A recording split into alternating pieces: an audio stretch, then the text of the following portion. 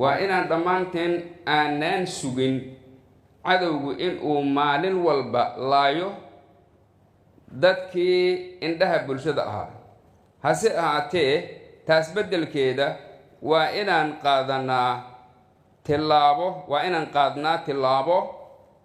tillaabo kasta oo aan uga hortagayno waxyeeladooda waxaan hortiina ka ballan qaadayaa inaan intii karankeenna ah xoogga saari doono amnigu inuu noqdo shaqo maalmeedka ugu muhiimsan ee maamulkeenna kala shaqayn doono laamaha amniga waxaan si degdeg ah u furi doonaa jidadka kala xiran ee magaalada muqdisho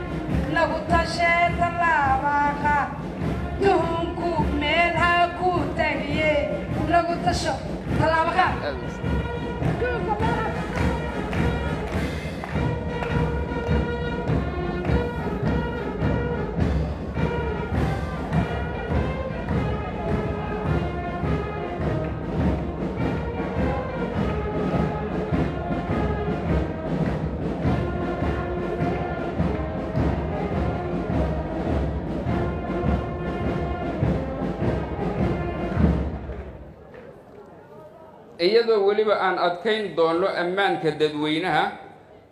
iyo goobaha ganacsiga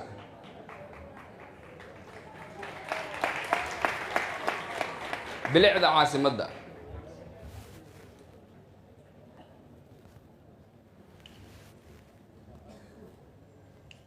rasuulkeena calayhi salaatu wasalaam wuxuu yidhi adduhuur shadra aliimaan walaalayaal sida aad og tihiin nadaafadda iyo bilicda magaalo ay ummadi ku nooshahay waxay ka mid tahay qiimaha dadnimo ee ummaddaas waxayna kaalin muhiim ah ka qaadataa caafimaadka iyo quruxda nolosha sidaas darteed ayuu rasuulku salawaatullaahi calayhi wasallam waxa uu nadaafadda ku tilmaamay iimaanka barkiisa sidoo kale haddaanan nadaafadda iyo bilicda magaalada si weyn wax uga bedelin caasimadeennu ma noqon karto nabadgelyada guud yani public order law in la dabaqo oo gudoomiyaha gobolka door la siiyo laakiin hadii la yiraahdo gudoomiye amni wax ka qabo waxna aan loo dhiibaynin hada waxba kama jirto waxba kama jirto asulda bil mas'uuliyya marka in door la siiyo waa loo baahan yahay gudoomiyaha taas marka inta ugu baxo magaaladan dhagax iyo waxa la sheegay dhagax way dhaaftay magaalada ganjeela laamigeedu ku xiran ganjeela xiran anaga dhagaxan ka qali jirnay hadda gudoomiye ganjeela xiran shacabka dhagax waa tii waaye meel walba lagu xiray jidcadiga la xiray laamiga la xiray xaafadiga la xiray noqo ganjeela xiran baabuurka dekada xamar ka soo baxo ee badeecada bakaaraha iyo suuqbacaad u sido magaalada waxa laga yaabaa 3 maalmood wadadan yani afasyooni inuu ku jiro ninka ganacsatada oo soo mara saaka oo ku arko afasyooni birina naasaab loodwan oo ku arka birida mana tarabuunka oo ku arko halkiisa baabuur oo suuqbacaad canshuur laabo dhabalhana waa laga qaada taasna wal u taala waana aamisanahay gudoomiye filishni wax ka qaban karo inuu yahay waasa hadii jaanis loo siiyo intaas yani baabuurti dhagaxi magaalada waa caasimadii waxa la rabaa inay dib u dhis ka dhaco baabuurta dhagaxa iyo kaawada ka keento yani magaalada banaankeeda ya halkii baabuur maanta hal kaari ka dhagaxa ayuu 24 saac magaaladan keeni kariya oo qora saako kaari ka dhagaxa cilmacaan ka soo qaada wuxuu safka gelayaa maxaan ku dheelaa meeshii la yiraahdo iskooska marina caawa 4 saac ayaa la soo deynaya waxay ahayd 10 kaari inuu keeno qaar nuuriyad ah qaar hadii la ku dhagax ah qaar jaay ah ay ahayd inuu maanta keeno soo maahan hal kaariko oo dhagax ay u safu gala caawa 4 saaca la soo daynayaa hal kaariko dhagaxa marka hal kaariko oo dhagax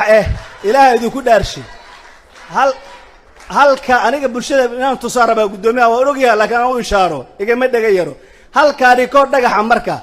oo shidaal laga bixiyay oo shufeer wixiisa laga bixiyay oo kirishbay laga bixiyay oo nin laga soo iibiyay soo qoys ugu noolaana marka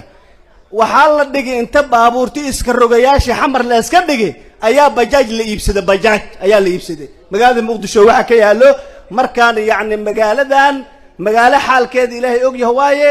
waxaan aaminsanahay marka waxay u baahan tahay in la yimaado